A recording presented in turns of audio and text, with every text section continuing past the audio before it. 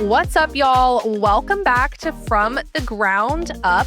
Today, I am going deep on what does evidence-based practice really mean? What does that mean to be an evidence-based practitioner, right? Because true evidence-based practice is not just about following the research, following the science rigidly, right? It actually requires three equally important pillars, buckets, however you want to look at them. And that is research and evidence and science, right?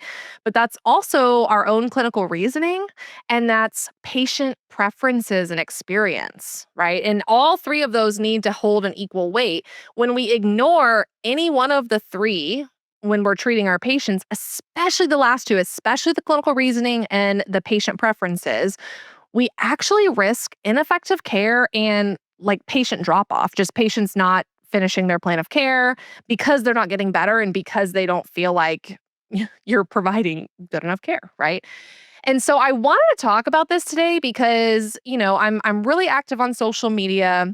I advocate so often on thinking beyond things like Kegels and just like pelvic floor relaxation and just breathing exercises and kind of challenging that tight versus weak narrative and just kind of treating muscle tone, muscle tension, muscle laxity, muscle weakness with, Kegel exercises or pelvic floor strengthening versus relaxation, breathe, stretch exercise, right? And just kind of pushing the field past that and really zooming out and looking at why is the pelvic floor not doing its job. And so I talk about this so often on social media, and I realize that social media really kind of lacks nuance, right? You don't have as much of ability like I do on this show to get on here and ramble for half an hour about what I believe and why I believe it and why I think you should believe it too and all those things, right? It's you just put up a post and you just talk about a technique, or, I talk about how the foot's connected to the pelvic floor, and I talk about how Kegels are dumb. And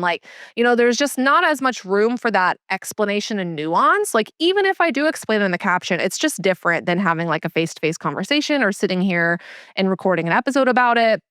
But it comes up a lot whenever I'm advocating for this stuff on social media that, I'll get pushback and I'll get, well, the evidence says this, and you're ignoring the evidence that is for Kegel exercises, or people will demand, well, where's the evidence when you say the foot and pelvic floor are connected, and it's the evidence police come out.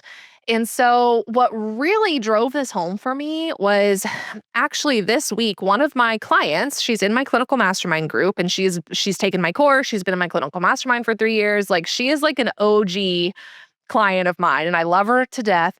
She actually lives in the UK. She is a fitness trainer for women.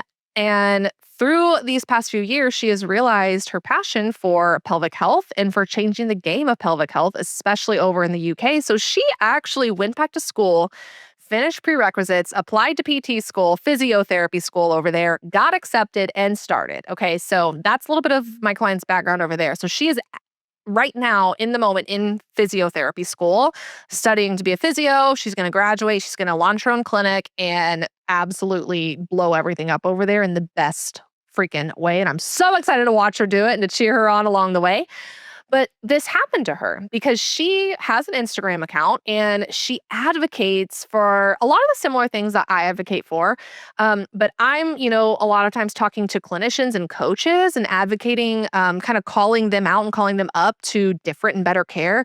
She is advocating to her clients and to people who she wants to be helping. The people who maybe have seen the pelvic floor physio over there and haven't gotten results, and she's advocating that she can help them. And she has a biomechanical approach, and, she treats with movement and exercise and load and all of this stuff, which is the opposite of what a lot of the pelvic floor physios in the UK are doing. And I don't want to do a blanket statement and say it's all of them.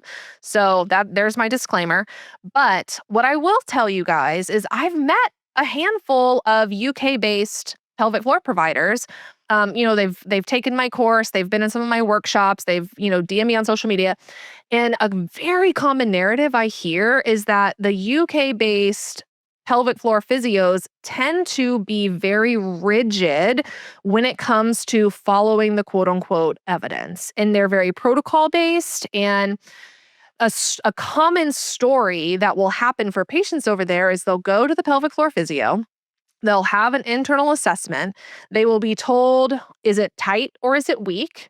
If it's tight, how tight is it? If it's weak, how weak is it? What's the strength grade? And so they're kind of reduced to this tight versus weak. And then from there, they are given a protocol for what I have heard from not just my client, but from multiple people now, a squeezy app. I don't know what the app is, but they're all in their accent saying if they get the squeezy app, and it's like, I'm like, what is a squeezy app? So we could like report it and burn it down. But everyone's being prescribed this protocol to use with this quote unquote squeezy app over there from the pelvic health physios. And so they get this protocol based on whether they're tight or weak and how tight they are and how weak they are. And they're sent home and they have to do the app on their phone and insert the probe and do the squeezy app based on their tension or their weakness. And on top of that, the physios bit, and again, this is multiple stories I've heard from multiple different people. I am not saying this is every single one of them, but they're being told to stop lifting weights because they have prolapse or to stop lifting so heavy because they are leaking. And, it's this narrative of the movement is what's bad and your pelvic floor is defective and it's so tight. So we need to do this type of squeeze in this duration and this frequency and this, quick and slow and all these things to treat the tension. Or your pelvic floor is testing weak. So we need to bulk it up and we need to do this type of squeeze protocol on the app. And they come in week after week and they get rechecked internally and regraded and their protocols recalibrated. And all the while for these like months of care, they are being told to not do these higher level exercises. And so that's where my client really has started to advocate for and call that out. Again, like she's never that I've seen, spoken to one specific person or torn them down. Just as a whole, this concept of like protocol based, tight versus weak, squeezy app therapy, right? And she's out there saying like, if that's not working for you, come see me because I can help you. And so she's advocating for that on social media. And she actually got some heat, surprise, surprise, from one of the pelvic floor physios over there who owns a clinic. Apparently is, one of the more popular clinics over there. And she got her feelings hurt a little bit. This physio did and called my client out and ended up reporting my client to her school, which is just wild to me. And then the school took it a step further. They launched an investigation. They asked my client to delete all of her posts on social media. My client's messaging me. She's like, what do I do? This is not aligned. I don't want to delete. And I'm over here like, in America, we have freedom of speech. Like, what is what literally is happening? And so that was just something else for me to learn too, is she was like, as a medical professional, she told me over there, you can't say things like that go against the research. And that was just like wild, like mind blowing. And so I kind of gave her a little coaching. And so she actually went back and talked to her school and was like, well, I'm not going to delete the stuff. Is there a middle ground here? And so the school ended up being, nice about it. And they were like, well, you know what? You don't actually have to delete it. Just let's kind of tailor what you're teaching about and let's not tear people down, tear Kegels down, all the things, which again, I feel like personally, she didn't like tear it down. She was literally just educating on the two extreme differences of that care versus what she's providing. But I just think that story is incredible because they came at her due to the evidence, right? They were claiming you are going against the evidence. We are treating via the evidence and the protocols and everything in these scientific studies and blah, blah, blah. I'm such a robot. And like they are tearing her down, claiming that she's not using evidence. She's going against the science and research and everything. And I just found that fascinating because I'm like, first of all, they apparently don't know what evidence-based practice is because it's not only the science and the research. And second of all, just to go to such extremes to tear someone down who's literally helping people. And it is my personal opinion, it's probably because clients were leaving, right? And so they're like trying to protect their practice, which is just, protect your practice by being better, by offering better care. Keep patients because you're helping them, not because you're like reporting someone else who's actually helping them. It's just ridiculous. So that story of my client got me really thinking about these evidence police that like just come after me and her and other people and just call us out for, well, you're, going against the evidence when you say Kegels suck. And I'm like, well, first of all, Kegels do suck. Show me the evidence that they don't. Second of all, I'm like, let's actually define what true evidence-based practice is, okay? And so there are 3 buckets to this, 3 columns, 3 buckets, however you want to look at it. There is the science and research. That's bucket number 1, and it is important. There is clinical reasoning. So this is our own kind of framework for how we are making decisions in real time in the clinic. And then there is patient preferences, and they all must be equally full. All the buckets need to be full equally. And so this is where we get into trouble is when we put more weight in just one of the buckets. And I think a lot of people do put like the majority of the weight in the science and research bucket. But, there's plenty of instances where people put all the weight in just what the patient wants or all the weight in just, their clinical reasoning and getting woo-woo without literally any science. And I'm advocating for evidence-informed treatment. We need to be informed of the evidence when we're treating our patients, but we don't need to let the science and the research keep us rigid, okay? And I think that's where a lot of these evidence police people are landing is they're putting all their eggs in the evidence basket, and they're doing their patients a disservice because they're not actually asking themselves the question of how can I take this study, this research, this science, this finding of this paper, right? How can I take that? How can I use my brain, which doesn't have to be rigid, is not meant to be rigid. It's meant to, think on our feet and to pivot when necessary and to be creative, right? How can I use my brain? And then how can I also hear this person in front of me who is telling me about their past experiences and telling me their hopes and dreams and telling me their fears and telling me about what's causing pain and telling me about what activities they want to get back to. And, if I have a patient that's saying, well, I want to get back to deadlifting without feeling like my bladder's going to fall out and I want to deadlift over 200 pounds, like if I'm over here saying, well, actually, we're not going to be doing that because the research shows that deadlifting increases pelvic floor pressure and it can increase pelvic organ prolapse or whatever. And yeah, there are studies that show that heavy weightlifting increases pressure on the pelvic floor. Though we have to think about our own clinical reasoning and ask ourselves the question, first of all, is pelvic pressure bad? I don't know. Is it? You tell me, right? It might be, it might not be. We have to use our clinical reasoning and our clinical judgment to take a study like that might say, when we deadlift 200 pounds, it increases pressure on the pelvic floor. And then we have to be the judge and the guide here and ask ourselves, okay, I'm hearing from my patient, she wants to be able to keep deadlifting without feeling like her bladder's going to fall out. And then I'm taking this research study that's saying that when patients deadlift 200 pounds, it's increasing pressure on the pelvic floor. So now I have to hold both of those truths and I have to ask myself with my clinical judgment, with equal weight, what am I going to do about it in her care to honor her desire, hold the truth of the science, and make decisions based on what exercises are we going to do, what manual interventions are we going to do, what am I going to educate my patient on when it comes to this, how are we going to, maybe scale down to scale back up. It's not just, ooh, patient, well, I hear that you want to deadlift 200 pounds without feeling like your bladder's going to fall out. But this study says that when you deadlift 200 pounds, it increases pressure on your pelvic floor. So we're just not going to do that. And then in the UK, they would give her a squeezy app and send her home to do Kegels. And it's just so dumb. It's just so dumb. But this is what I'm talking about whenever I'm saying we have to be evidence-informed clinicians. And I love that phrase, evidence-informed clinician. And I actually learned it from one of my other clients. And I'm stealing it because it's so amazing. Because it's be informed, know what the research says. Absolutely. It has merit. It has weight. It is important. But we need to be informed of it, not bound by it, okay? We need to then be able to develop skills and make clinical judgment calls, change plans of care, pivot when we need to, based on what the patient is telling us. And so that is true evidence-based care, is all 3 of those kind of having equal weight, equal merit, equal eggs in the buckets, if you will, and going based off of that for true evidence-based, evidence-informed care. And so this is actually why I have totally revamped my clinical mastermind group, which we get started in January.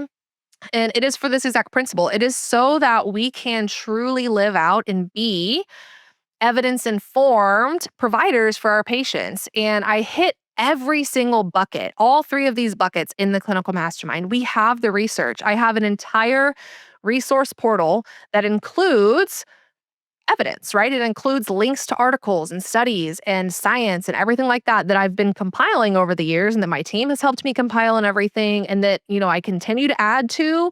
We talk about the studies. We talk about, if I see a new publication come out, I'm going to bring it to the group and we talk about it. We mastermind about it. We ask, how can this positively impact how we treat our patients? But the key to that question is we're tapping into our clinical reasoning and our clinical judgment to do that. And then to our patients, right? Then we also are taking into account who are the patients we're seeing and how can this apply to them or not?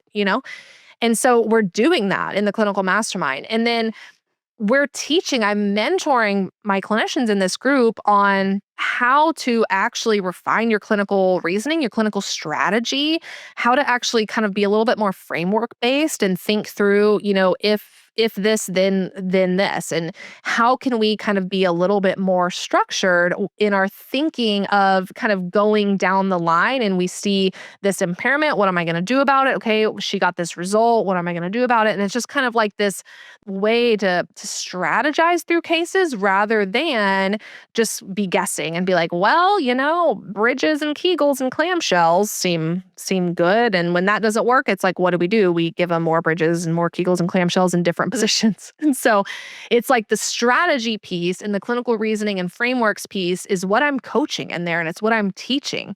And then we also have the patient piece and what the patient wants and their experiences. And so that is a huge part of what makes us different and better in this clinical mastermind group. And as leaders in pelvic health is we're not forgetting about the patient. Like I am teaching you guys, I am coaching you guys on the importance of asking different and better questions and the importance of listening to our patients, but not only that it's important, but how to do that. What types of questions are we asking to really be, a better detective? How are we conversing with our patients to find what motivates them? What activities are they missing out on due to their symptoms, right? What are they wanting to get back to? And how we can really take that 10 steps beyond just doing a subjective eval that we're taught in school, right?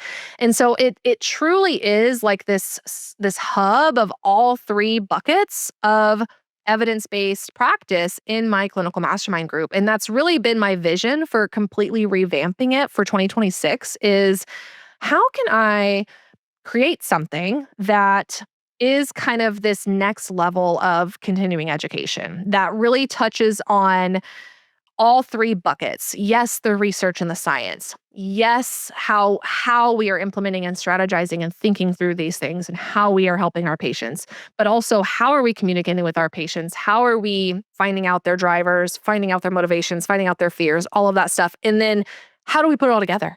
So it's the how to the knowledge, right? To the tools. We can take every course in the world and we can build our toolbox and learn skill after skill after skill, but no one teaches us how to apply it and how to use our critical thinking and clinical judgment to actually go help people. We walk away from a course and we might apply like one or two of the techniques that we learned there from the whole weekend, right? And it's like they might help, but they also might not. And then we just kind of give up on them. Oh, well, we got our hours for our license renewal, right?